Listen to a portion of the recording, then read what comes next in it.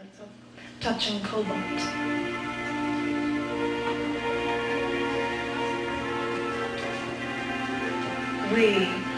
We toasted our anniversary with cobalt blue champagne glasses after we looked over the cobalt and tungsten wedding bands.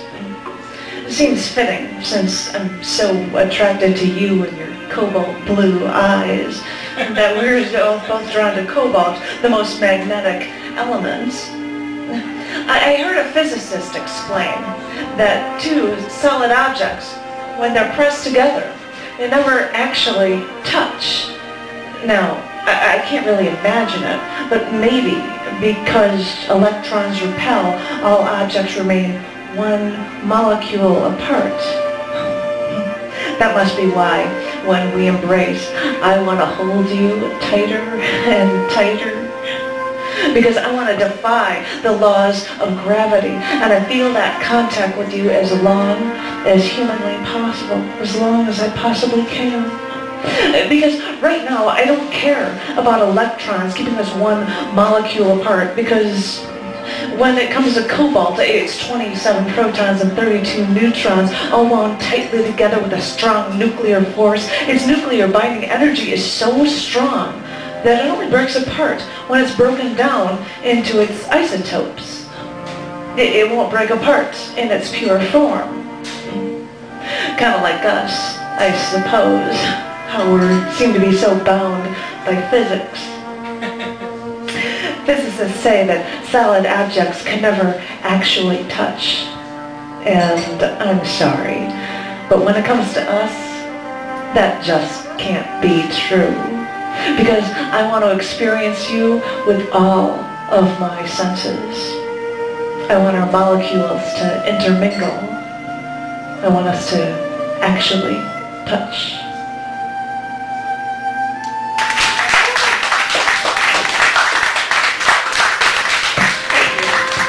Target elements incorporated into different pieces. That was touching cobalt.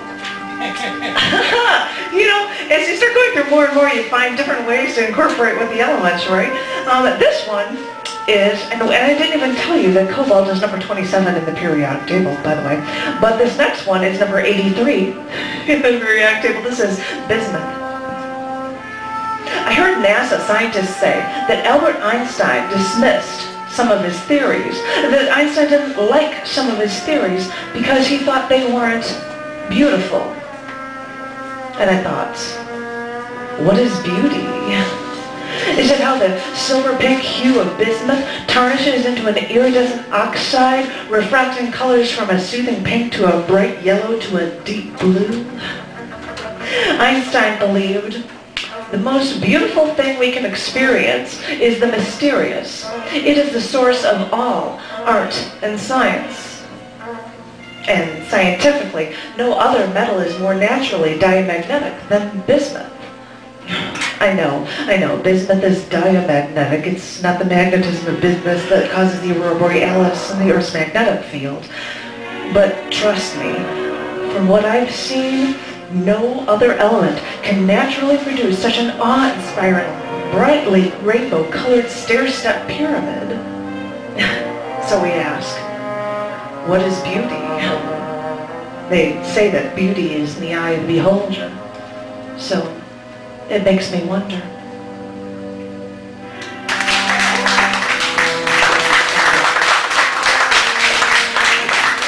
Alright, I'm tired of saying happy ones, so I'm going to go to something a bit more depressing sounding. This is number 48 in the periodic table. This is cadmium. The battered woman enters the all-night gas station grocery store. The attendant sees the man waiting in the car. He looks tense and angry. The attendant looks at the woman. "Marlboros," is all she said. The attendant glances at the car and looks at the rows of cigarettes over the counter.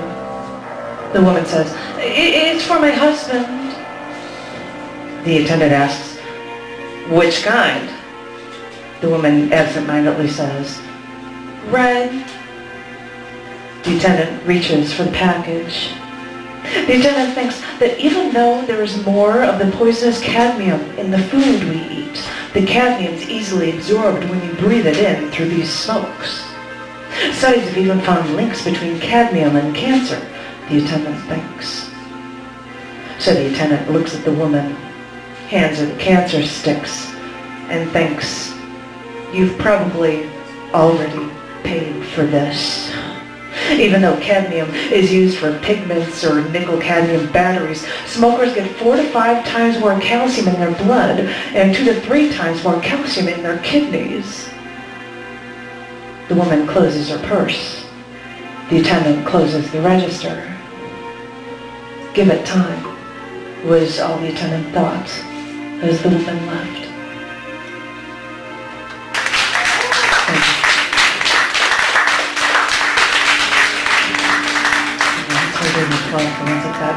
And I've got another one for you. This is the second iron polo done. This is Iron in My Eyes. For all those who want to know, number 26 on the periodic table, Fe, Iron in My Eyes. You think I was joking. You think I wanted this to happen. But this is what it boils down to. I can no longer respond. After all these things I've been through, I think you'd understand. Come to me. I dare you. Open my eyelid. Shine a light right into my eye. See if I respond. The doctors even said that they heard someone say I looked so pretty in this hospital bed here, wearing nice eyeshadow. Now, I know I'm a dark girl, but they had to be informed that that wasn't eyeshadow and that I had 2 black eyes. You see, that's how the doctors know I have a brain injury. When the blood seeps out from around my brain, it collects only in my eyelids.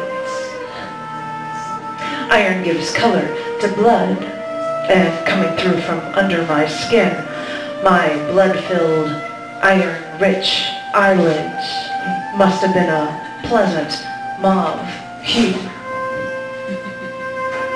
You think I've got an iron will, and I do. But at moments like these, I wonder if I have cried iron, leaving it in my eyelids for you to see. They say your eyes are windows to your soul, and mine have been darkened. Is it by you? Is it by the world? Is it by the hand I was dealt? Is it just fate? All I know is that my eyes have been darkened, even if it is by iron. Thanks.